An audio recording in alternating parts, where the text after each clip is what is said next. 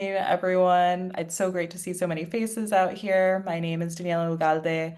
I'm an alumni from Rush OTD, and we're doing one of our many Rush Q&As, which is ultimately like a good opportunity for us to kind of talk with not only like our alumni members and get to see what they're doing, but also just connect as a greater Rush community of incoming students, prospective students, and current students as well.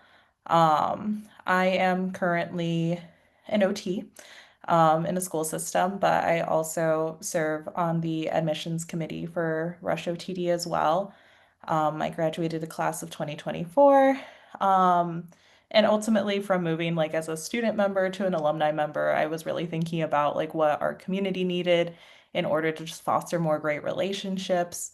And I thought about my own time as a prospective student and a current student, and what I really wanted was just more connections for not only networking, but just to get other people's perspectives about, what OT is and what it means. And ultimately, what I found through my time applying in the middle of COVID and doing FaceTime calls with a bunch of random OTs I met on Facebook was that OT looks super different. And even through my studies at Rush, I found that OT can look really different in a variety of settings, but that's why it's important to take time to highlight each setting and really talk about, what is OT at its core and what can it look like and what are these experiences and really get to learn firsthand from, current clinicians like where is OT now and where can it grow? So today we are fortunate to kind of highlight peds and we have three wonderful alumni that are joining us today that will share a little bit about their experience. I'll have them introduce themselves, have them talk a little bit about their current experience, and then open it up to you guys. You guys can feel free to unmute or just pop it in the chat if you guys have any questions for them. Again, they all have a variety of experiences and backgrounds and perspectives, so thank you all for being here. So, clinicians, if you guys could introduce yourselves just in mute, maybe tell us what year you graduated, where you guys are from, and then your current work setting.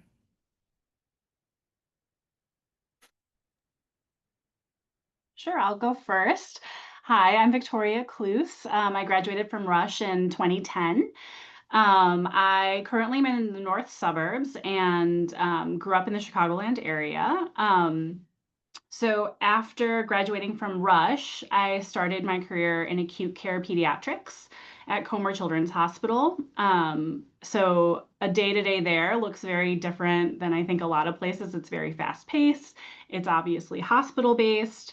Um, and you see, obviously very acutely ill kids, just a bunch of kids all day. It's a lot of evaluation, a lot of parent education. Um, at Comer, it was a lot of, there's also kids that are there for a long time. They have a very complex medical history. So sometimes you do have kids that are on your caseload for years at a time, even. But primarily, it's kind of this really quick visits, seeing a bunch of different kids, meeting a lot of different faces, and seeing some really medically acute kids. From there, I transitioned to early intervention. So that I go into people's homes and, again, it's a lot of driving, a lot of parent education. Again, it's a big theme in pediatrics. And then what I really liked about early intervention was that, you're seeing some of these kids that I had been seeing in the hospital when they got home. So you got to see what the transition is like from that acute medical whatever to home. And then now I do a lot of consulting. So I'll do a lot of screenings for schools if they have, I've built up a few relationships with some schools when they say, we see this kid, we're not sure what's going on. Do you think that they need OT? And I might go in and do an observation and check in with the parents, maybe do a couple screenings, and kind of make a judgment from there of, yes, I see enough things that you should go and get an OT evaluation, or, maybe it's something else, or maybe I would wait a couple weeks or see how this transition to preschool is going.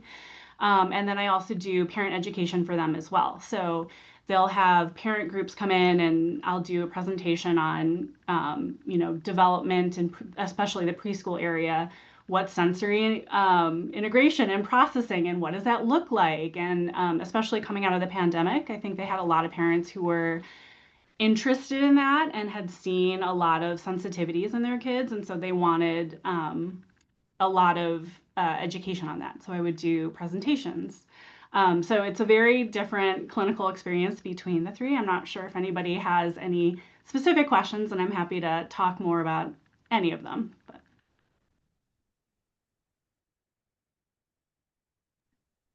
I can go next. My name's Maggie Moeller, and I graduated in 2024 with Daniela and Sammy. I am kind of right out of the gate. So I've been working at M Street Pediatrics for about a year now in early intervention. So similar to what Victoria just stated, I go in the homes and quite a few daycares across the city, doing evaluations, assistive technology evaluations, and then also seeing week-to-week clients. So unlike the acute setting, we're typically with a child for multiple years and then maybe afterwards too for private practice.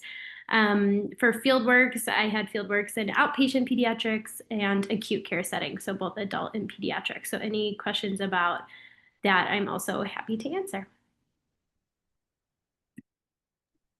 Perfect. Also, apologies in advance. I have two very nosy cats who haven't seen me all day because I've been at work. So no matter what I do, they will participate.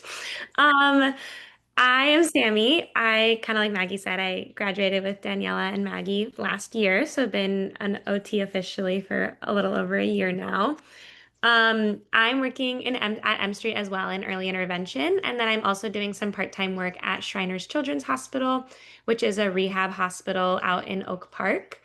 I'm originally from Arizona, but I've been in Chicago basically since undergrad. So it's kind of how I've stuck around for Rush and now continuing work after. I would say I don't have too much to add about the different settings because it's already pretty much been covered, but a little slight difference, I think, between what Victoria was saying with Comer Children's acute care versus like a rehab hospital like Shriners. Um, Shriners is a really small hospital, so they get a little bit more, they get some outpatient kids as well as what they call intensive, oh my God, excuse me, intensive outpatient, where children might come from honestly really far away. They get kids from all over the world who might come for like a burst of therapies. So they'll get 2 weeks of therapy 5 days a week. So they might get 1 to 2 sessions of OT for 5 days a week for 2 weeks straight, and then they'll go home. So it's kind of when they have specific skills or things that they want to work on, they'll get a really short burst, and then maybe come back in 6 months to do another one. So that's a really great resource for families that might be from like rural communities who have some nice OTs where they are, but maybe not quite the caliber of like resources or things that you might get in a bigger city with bigger resources. They also see just weekly outpatient appointments and then more medically complex inpatient kids who might have just had a surgery or an injury. So more like your adult hospital rehab that you're thinking of, just on the pediatric level. So they do a lot of like orthopedic surgeries, like spine surgeries. They'll see kids after a traumatic brain injury who need to kind of rehabilitate and get stronger before they can go home. So it's a really wide variety of different kids that you'll get to see, which is really cool. So hopefully I can answer a wide variety of questions. Absolutely. I think you guys have touched a little bit on it, but I'd love to know kind of general, and I know each day, especially in pediatrics, looks very different. But what does it kind of day to day look like to you from start to finish?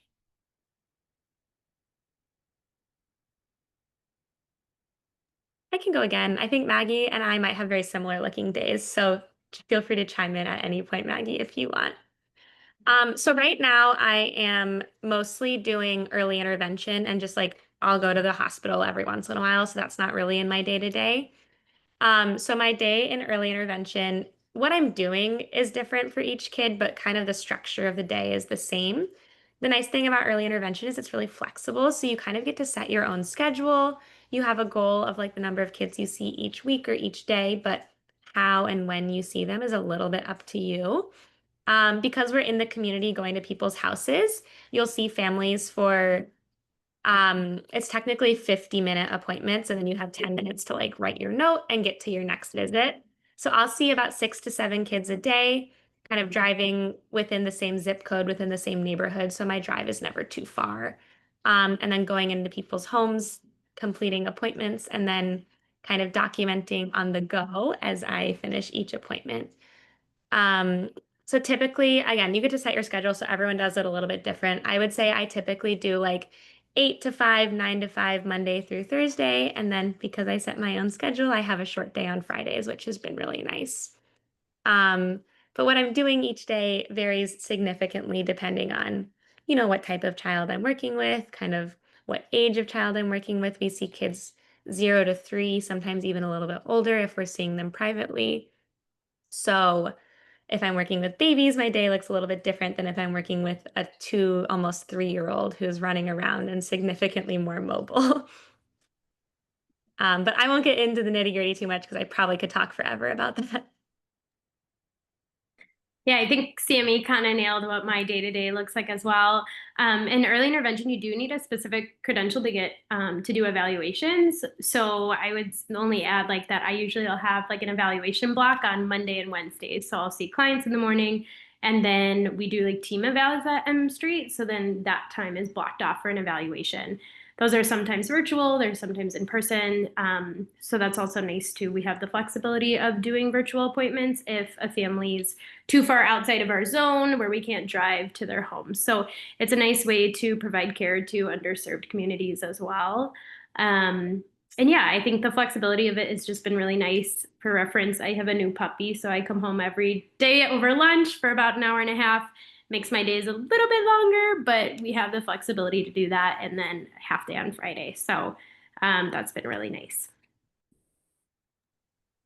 I would say that right now doing consulting, it's more part-time, and I'm lucky that I'm in a position where I can do that now. It depends on what, obviously because I work at, or I see kids in Montessori's and things like that, it's during the school year, and generally it'll be more a couple months into the school year when they're kind of teasing out what they're seeing in certain kids. The Montessori that I go to does have kids from toddler, so twos, all the way up to 8th grade, but primarily it's in that early childhood, 3 to 6, when they want me to come in and kind of give a second opinion or for specific issues. So, generally the hours vary. If they want a presentation, they'll let me know, like what they're kind of looking for, if they're looking for something that's more panel Q&A, or if it's something more of a presentation. If it's like a presentation for staff, generally it'll be during conferences. And so I'll put together something. I accept doing presentations if I have at least 2 weeks in advance to produce something, just because I like to do something that's tailored to them, especially because they're looking for an expertise specific to their Montessori setting. But again, those hours in my day-to-day can vary. So if there's something that I've been contracted to do, I might have something where I'm working, from 9 o'clock after the kids get settled to 11, and then kind of reaching out to families throughout the day. And so it really varies. I would say, I don't know if you're interested in the hospital setting, but in acute care, I would generally at that time, I would arrive at 7:30, kind of look at what the census is, see who had been referred to for an OT evaluation or kids that I had already established a treatment plan for. And then it's, really go, go, go. So from 7:30 until around lunchtime, I would be doing evaluations or trying to fit in treatment sessions with kids that I had already established a treatment plan for. Take a small break for lunch, do notes during that time or kind of in between, depending on who's available, what kids are awake, what kids are gone for tests, things like that. And then do a few more, and then I would be done by usually 4:30 or so, because I had negotiated those hours for in the hospital.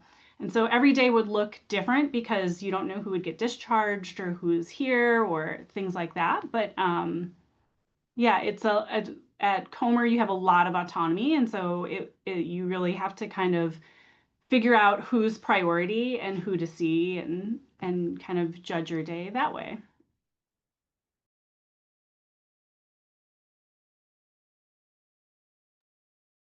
Thank you all for sharing a little bit. I appreciate it. At this time, I'd probably like to open it up to everyone else. If you guys have any questions for our speakers, you can feel free to throw it in the chat and I'll read them aloud. Or if you even want to unmute and just ask, again, could be a general question, could be for a specific speaker. Any and all questions are welcomed.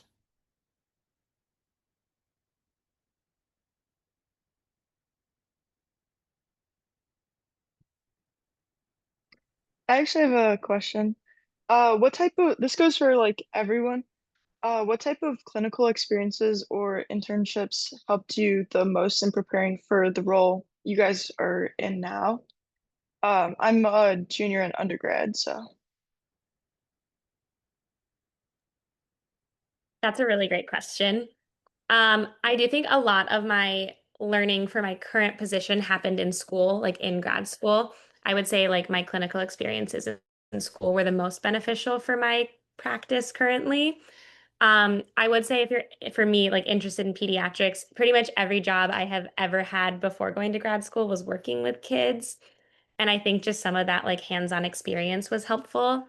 And then I would say specifically for early intervention, and any job that works with babies and toddlers, honestly, getting experience with typically developing toddlers is really helpful. So you know when you're working with kids who are delayed, kind of what to look for.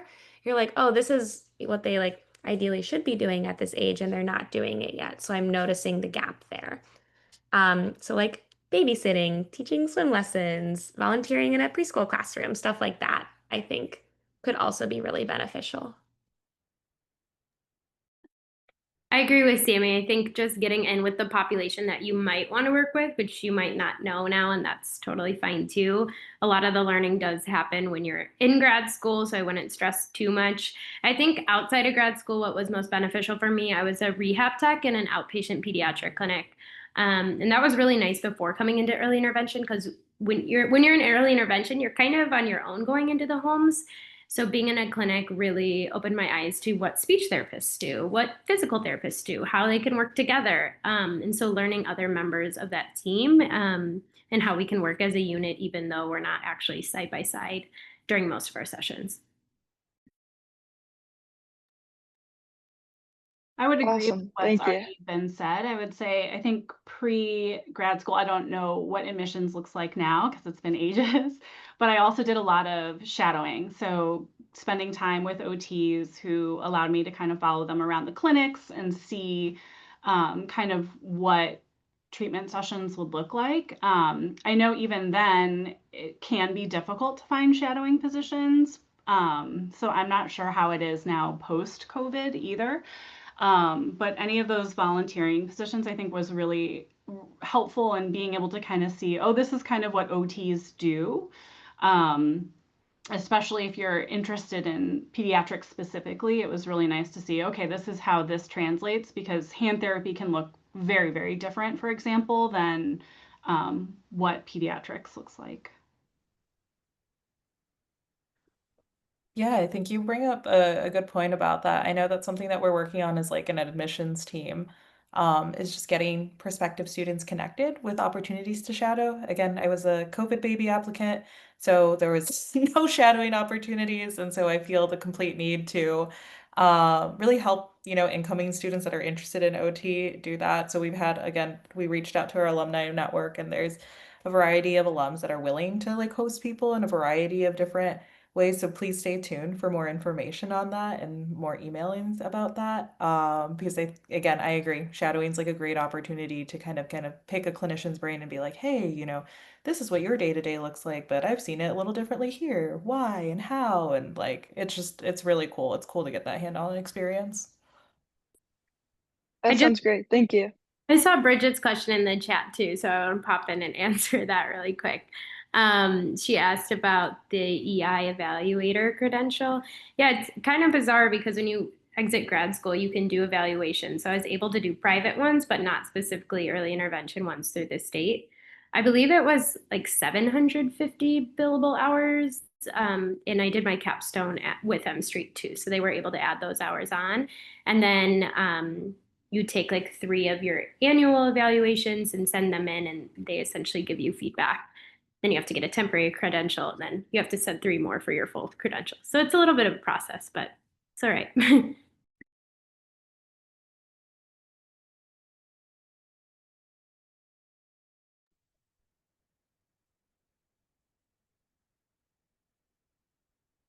Any other questions? Again, you guys can feel free to unmute, put them in the chat.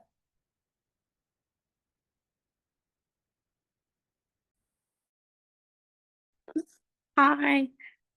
Thank you so much for sharing. I apologize. I am actually currently babysitting right now. So, otherwise I would show my face anyways. But I would love to hear a bit about how your rush experience prepared you for like I feel, I mean, and maybe I could be wrong, but early intervention, there's a lot of interdisciplinary work that you're doing. You're working with PTs or speech therapists and social workers. So I'd love to hear a bit about how your time at Rush sort of prepared you for that.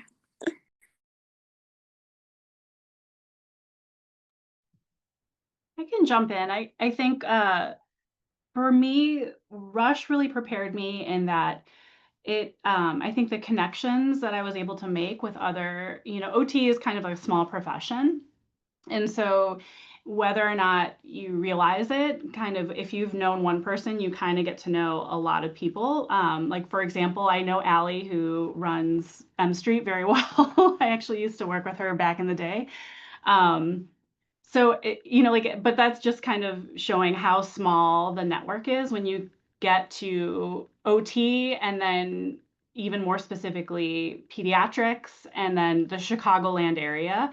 You'll always find someone that knows somebody. And I think that was what was really nice about Rush, specifically in setting me up for my big field works when you're approaching graduating, you do 2 really big field works. And if you already know this, I apologize, but my field works, the first one was at the University of Chicago in acute care, or it was the second one. And then my first one was at Pediatric Therapy Network, which is I think it's kind of now disbanded a little bit, but that's a pediatric clinic in California that used to be like an iteration of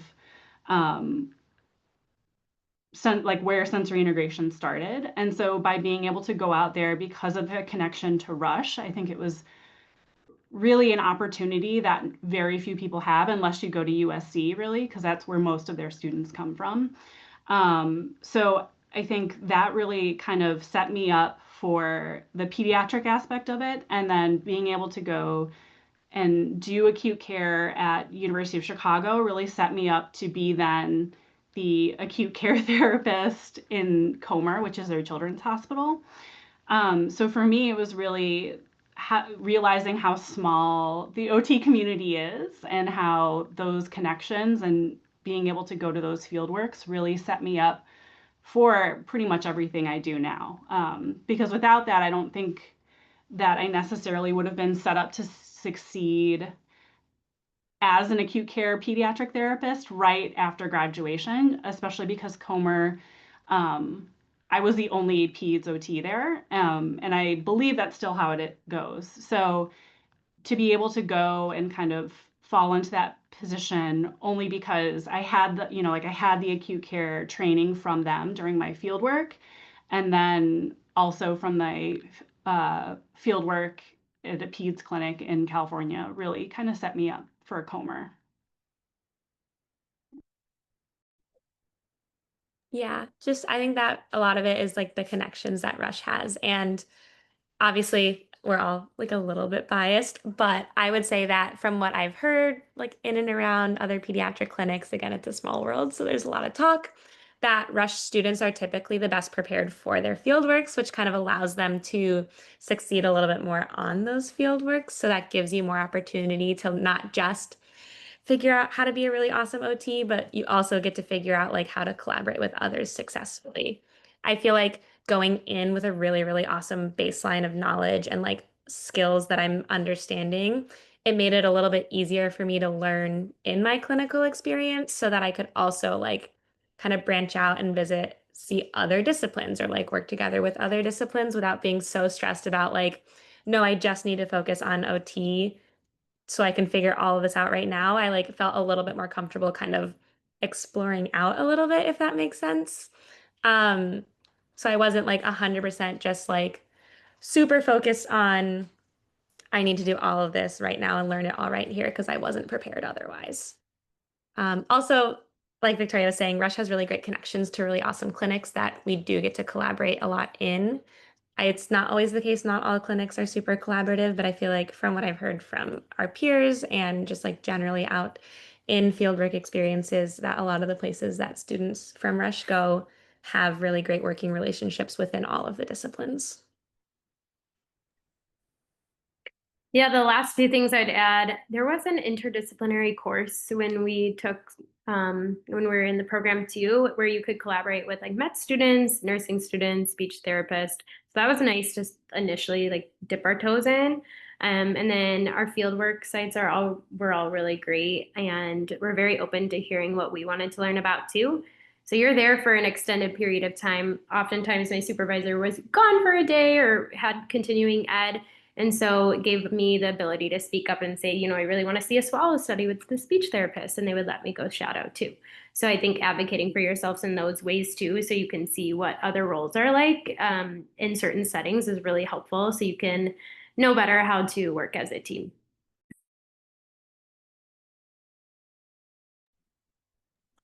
Thank you so much. Also, shout out to you, Cecilia, for doing this while you're babysitting. Thank you for making the time and space for us. We appreciate it. Thank you. It was a last minute schedule shift, but I wanted to still be able to, yes, listen in. I have one other question. I feel like extremely fortunate that I was able to shadow an early intervention OT, and you know, families like let me go into the house with her, and it was a pretty remarkable experience for me. And the OT that I was observing focused a lot on maternal health as well.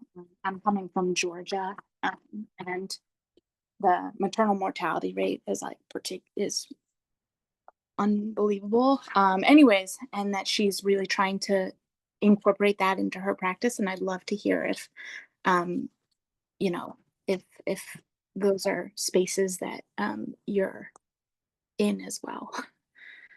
Thanks.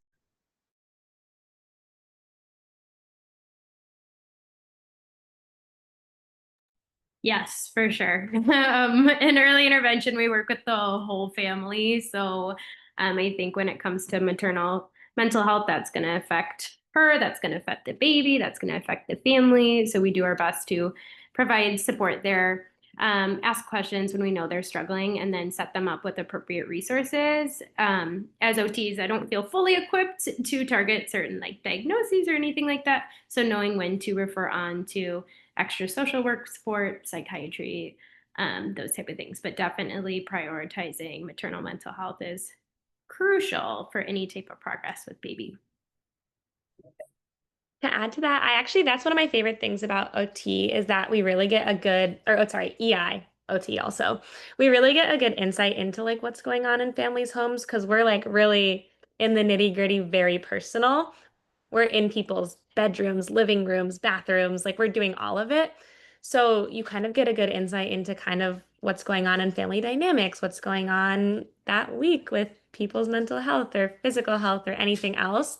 And so it gives you a good way to know when to push, like know when to pull back, know what's realistic to give them for homework to work on for the week. Versus I think in some other settings, like let's say an outpatient therapy, it's still very, very important and still very helpful, but sometimes outpatient therapists might not get that whole picture. So they're not always seeing like what's going on at home and what's a realistic amount of like work to provide for the week because we know in OT that 1 hour a week's not going to solve anything. So it's really about setting up caregivers for success at home and saying, like, how can we implement this into your already existing routines so we're not adding burden already? Because in addition to like health concerns, especially with, we see a lot of preemies, we see a lot of like traumatic birth histories, like parents already have a lot going on in that sake. Like they have the emotional trauma of a birth challenge or even physical trauma from it. And then on the other side, maybe parents who just received an autism diagnosis, there's a lot of emotional stuff going on there. So we get a nice view of like what we can contribute without adding burden. And in fact, really trying to take it away, saying, here's a lot of the things that you are already doing without even realizing it that are OT. So you're doing a lot of really, really great things in this way. Here's ways that we can just tweak it a little bit to target these goals that you have, which I think is really, really nice, especially in this setting, but possible in all OT settings.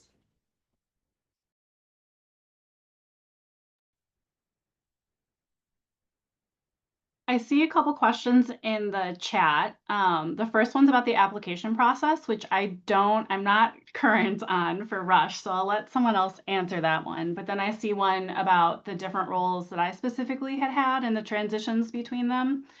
I think that for me, the transitions came just very naturally. I think one of the things that I love about OT, my mom is also a peds OT, is that I saw that she has the flexibility to have a family and raise a family and be present, and work in a lot of different settings. At one point when it suited her schedule better, she worked more in nursing care and geriatrics, and then she had her own peds clinic, and then it ebbs and flows. And the great thing about being in OT is that you can really make it what you want to make it.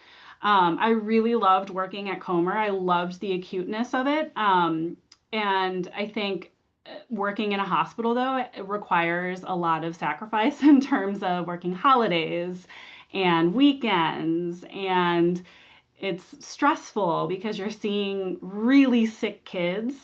They also have a burn unit, which I had experience on. And like when I started having my own kids and then you'd start treating kids that are your kids' age, it kind of becomes a little trippy and difficult, to say the least. And so when I had transitioned from Comer to early intervention, it felt like a very natural transition because I was already seeing a lot of kids in that birth to 3 period of life. And so being able to transition to seeing kids in their home through earlier intervention just kind of felt like a natural process. I think because I was in the hospital first, some of the credentialing for early intervention, like I didn't have to, I already had a lot of that capstone stuff in place. So it was a lot faster for me to just kind of jump right in, submit evaluations to become a evaluator and things like that. And so it felt very natural. And then my transition from early intervention to doing more consulting also became very natural because a lot of the client base that I had built up, when I started to pull back from early intervention, were still interested, or word of mouth would say, hey, I have this OT who I know. Why don't you just ask her a few questions about your kid? Or, your pediatrician, like a lot of times it's like, oh, the pediatrician wasn't sure, but the parents are still concerned. And so they kind of want something between committing to, or maybe they're not ready for a full OT evaluation, or, especially during the pandemic, maybe the wait list was too long and they wanted reassurance right away. And so again, it was kind of a more natural transition. I actually had literally, I think in the January before the pandemic, was about to start to work at Advocate Lutheran back in pediatric rehab, and was like, no, I had just had my last child, who's 6 now. And I was kind of like, no, I just want to take a few more months. And the pandemic happened. And I was like, well, I'm so glad I'm not in a hospital.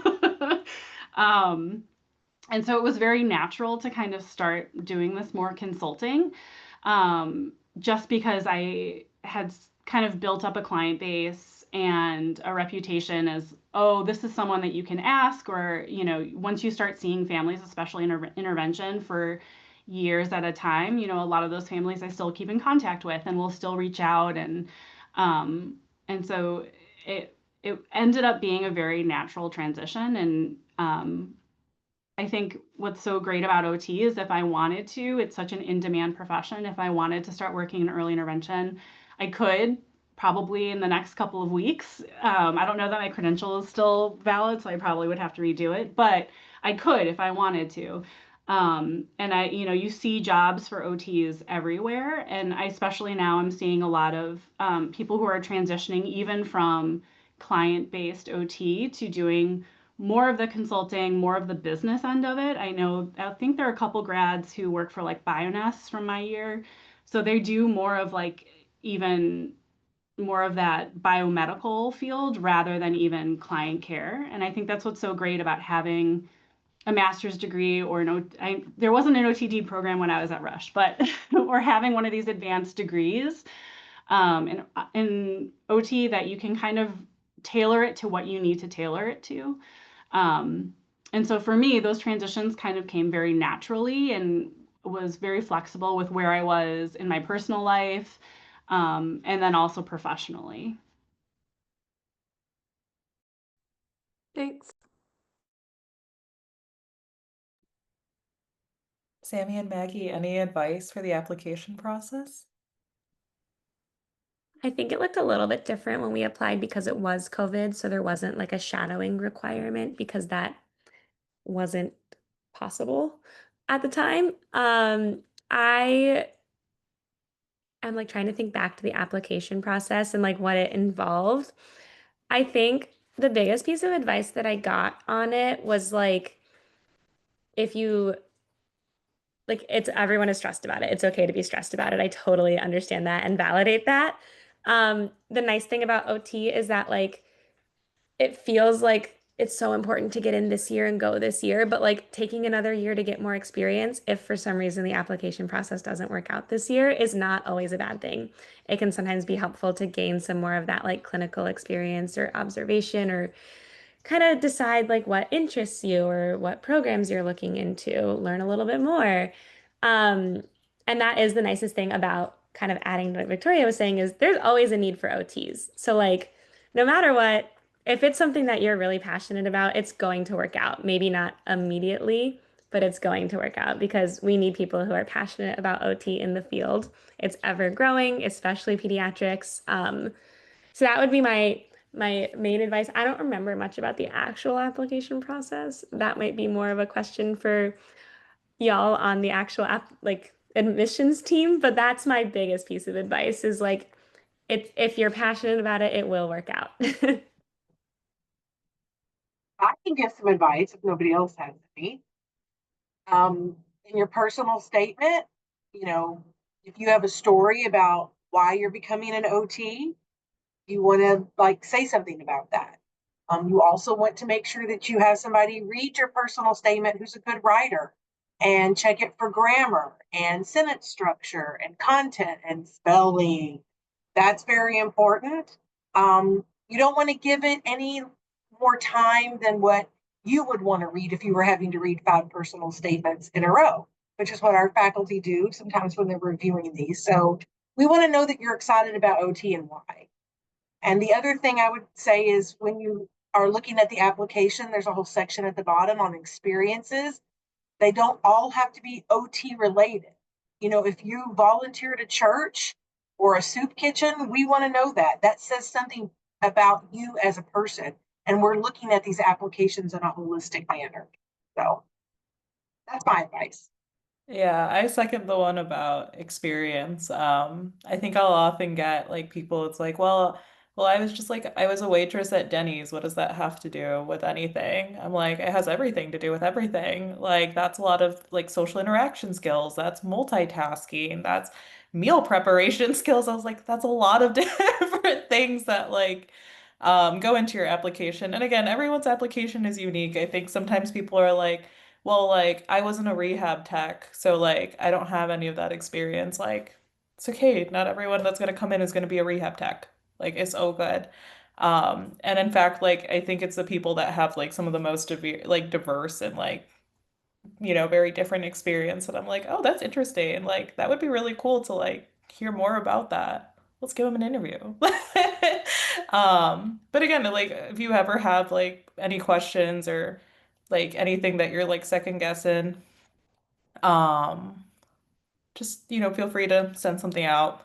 I'm happy to answer questions. I know Michelle is more than happy to answer questions. You got this. That's what I have to say. You got this. And that I had no OT related experience coming into grad school. I was a camp counselor. I taught swim lessons and I like worked in research with kids, but like none of it was directly rehab OT specific. So like just important to put it all out there. If we're still on the admissions questions, I have a few things to add. Yes, please Um, I go would for it. I would say, applications can get pretty pricey. So, like, I guess one, not regret, but I applied to quite a few schools, and a few of them I knew, like, I didn't really end up want to go there, but it was just like almost as a backup, which I don't think was all that necessary because it just can be really expensive. So, if you know you wouldn't be happy in a certain state or location, don't apply there because you're not going to want to go. And so just really taking the time to think through what programs, whether that's what state it's in, what the program looks like, ones that are going to work for you too, because that's just as important as them choosing you. You want to choose the right program for yourself. And if you get on a wait list, don't be discouraged.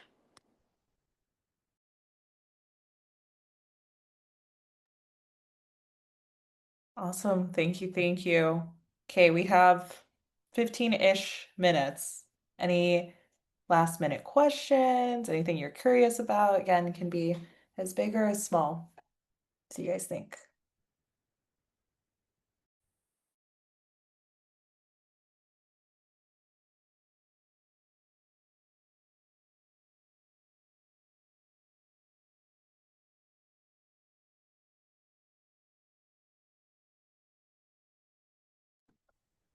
Okay, I'm gonna give you guys a minute to think, or was that someone?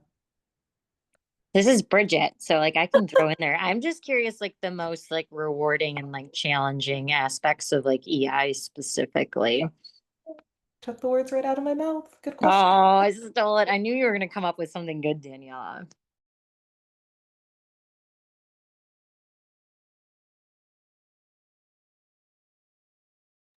There's so many of them, it's hard to choose.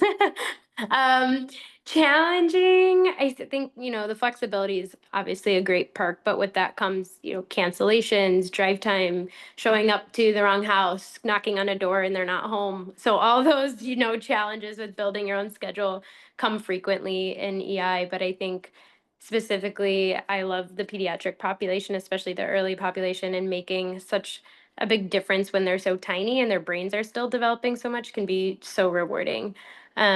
Also, just working as a family unit for a long period of time and then discharging after years, you've watched this baby now go from not being able to roll over to now walking and talking and playing. And so it's cool to see that process all the way through. I did love my acute care field works, but it's kind of in and out most of the time, depending on where you work. And so it's nice to see kind of the development from start to finish or start to next provider too.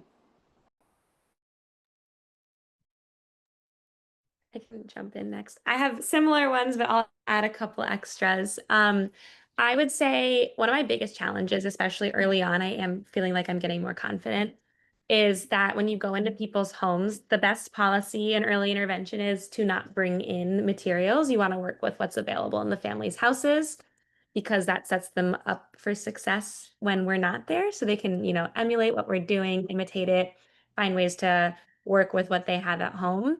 And when you have a family's house that has a lot of really awesome toys and awesome materials, that's super easy.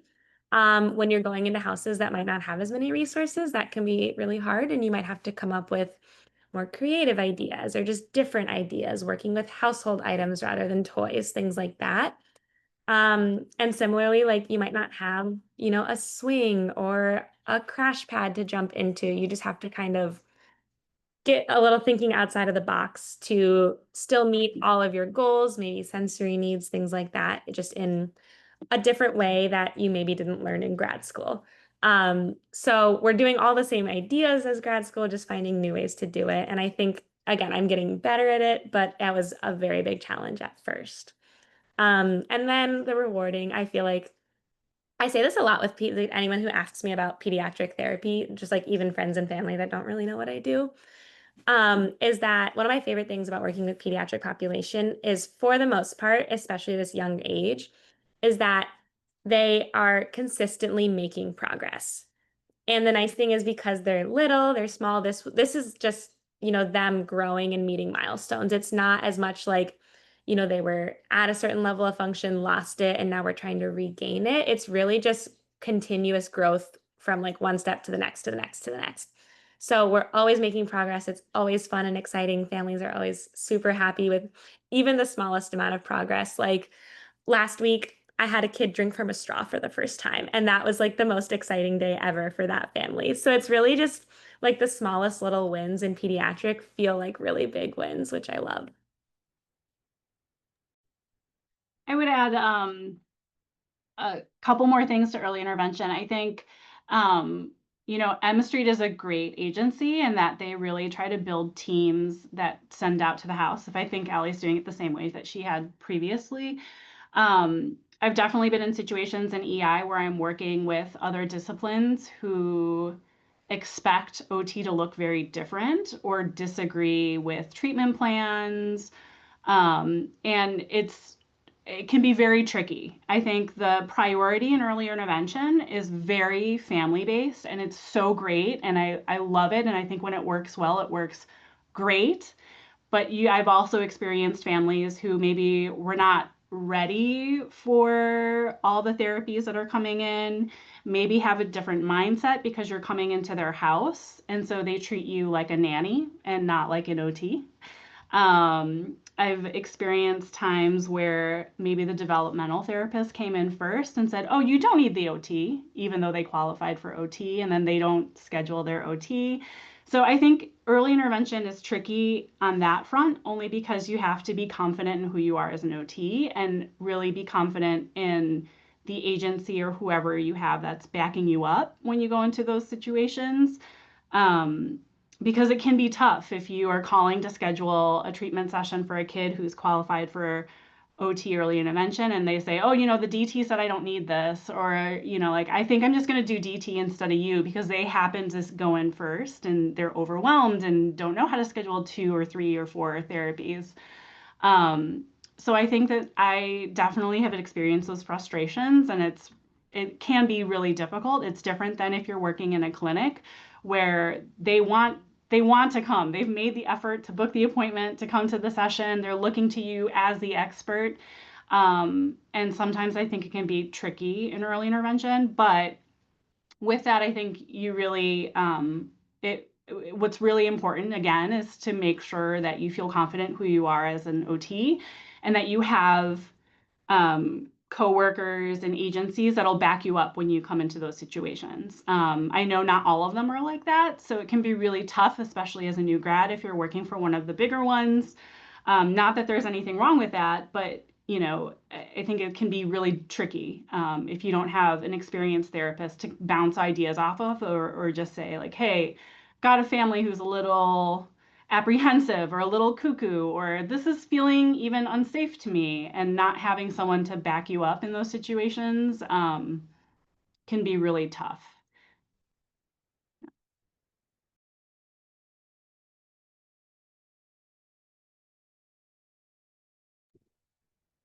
Thank you all for sharing. I appreciate that. I think Bridget asked another good one, and I forget about this sometimes, but it's a big part of OT. Do you mind that the documentation in EI is, different from hospital or outpatient or even any of the other settings that we've either done field works in or worked in? We use a system called WebPT, which was different for me until I got into early intervention. The flow of our notes are very similar to what I did in acute care.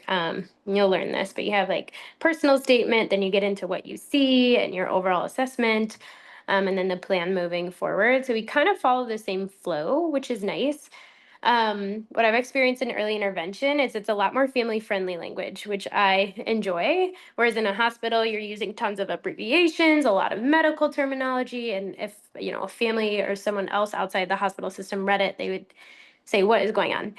Whereas in early intervention, our reports have to be family-friendly language. And with that said, we do have some additional reports. We have to do a report every 6 months and then evaluation every year.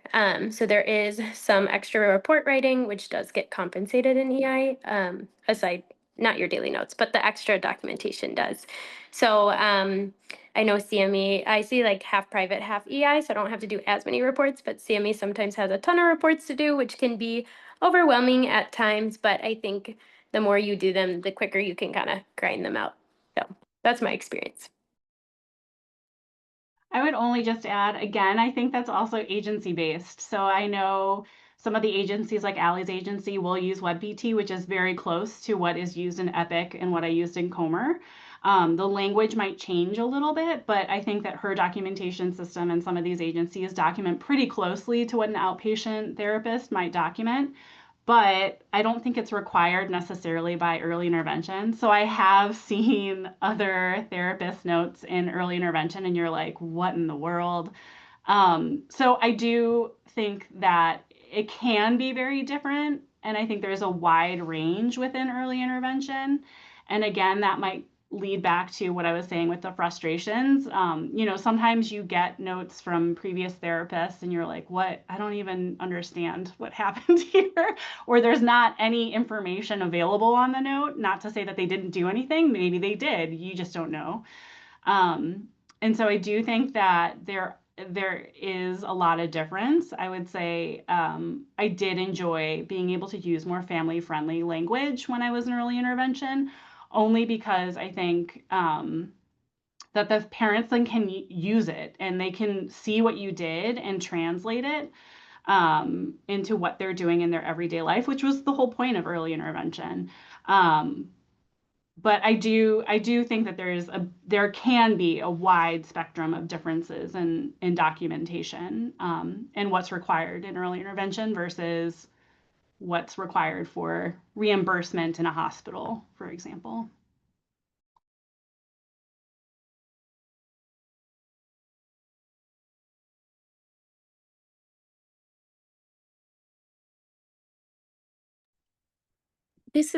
I apologize for asking this 3 minutes till the end of the session.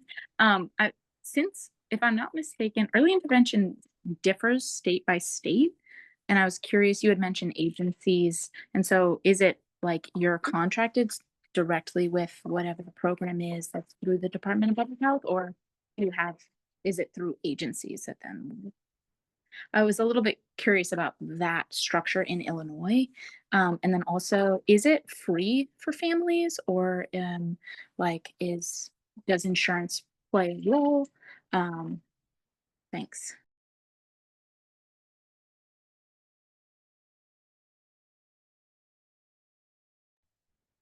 I can try to answer that. I don't know if I know all of the information. One of the nice things about working for a company through EI is that I don't have to know all of that information as a new OT. Definitely don't apologize for the question. Like Daniela said, that's a good one. My understanding, and please, Victoria and Maggie, correct me if I'm wrong, is that there is a combination of private companies that provide services and just individual therapists who do it on their own and like bill on their own and all of that stuff. So generally it is all through one like central organization, which is the early intervention, like central billing office that does a lot of the like therapy billing and payment. And companies can go through that billing office and then pay their providers how they get reimbursed. And there's a lot of insurance stuff that I don't quite totally have a good grasp on the technical terms for. So in Illinois, it looks like both. It's private companies. You can also be an individual provider if you so choose. People might have more to add on that, but as far as family structures go, I think it depends on whether they have Medicaid or if they have private insurance. My families that are on Medicaid that I work with, which is a large majority of the families that I see, just like based on the neighborhoods that I work in, they don't pay for services. It goes 100% through their insurance. I am less sure about kids with private insurance though, so someone else might need to answer that part. For my kids that have like Blue Cross Blue Shield or private insurance, usually in our annual meeting, the service coordinator will ask the family do you want to like waive going through your insurance or go through it? It can help. I think it can help them meet their deductible if I'm not wrong. So some families choose to go through it. Otherwise, you can also waive and then the state will pay for it. So the resource is there, whether you're high income, low income, you can get free services through early intervention, but you can, I think, still go through private insurance to meet your deductible. I would add, I think all of that's correct. I think there's also a family fee. So I think technically you're supposed to go through private insurance or Medicaid first in Illinois, unless you choose to waive it. If you choose to waive it, then you'll get a family fee, and that will cover all your services per month. So, that's based on income, I believe. So, if you have a family, they might be paying X amount of dollars for their DT, their OT, their PT, their speech therapist. All of the therapies would be covered under that one cost. And so it is much more affordable than going through private insurance because, especially for kids who are seeing several different disciplines, it can get quite expensive. Um, and the thing so everything has been correct. And I think that the confusion is that you can choose to work for an agency, which gives you a little bit more of a cushion because then, you are expected to get paid by your agency. Even if there is a strike and the state's not paying out, your agency typically will try to do everything they can to pay you. And there's also benefits of, other benefits. So health insurance, things like that, that you can get through an agency. If you want to be an independent provider, you can just go to the CBO or the central billing office in the state of Illinois and provide services and get paid that way. But there have been instances in early intervention where they are behind on payments or, if there's a budget issue for the state, they aren't paying for 6 months. And so it can be unsustainable as a professional to not work for an agency. I'd say the other benefit is like if you go through an agency, they have things like WebPT, which is a web-based documentation program. If you're a private individual, you have to do all your documentation yourself. So both are options, and the state allows lots of different ways to provide therapy to the kids, which is great. But I think that's also why we're seeing such differences in early intervention and why sometimes early intervention gets a bad rap is because it's as centralized as it can be with also being able to provide so many services to, hundreds of thousands of kids in the state. That was super helpful for me, but as like a provider to know. That was actually really interesting. Thank you guys. I appreciate that, like the depth of that answer from everyone. That was really nice. Um, we are a little bit past time, so thank you everyone for sticking on. But this concludes our alumni Q&A. Thank you so much, Sammy, Maggie, Victoria, for joining us today. You guys have a plethora, a beautiful wealth of knowledge, and thank you for sharing it with all of us today. If you guys would so like to or so moved, you guys can definitely drop your emails in the chat if people have any additional questions. If not, feel free to log off. Enjoy your evening. Thank you all so much again for joining us, and we'll be having another one next month, so come and join us. Thank you all. Good to see you, Daniela.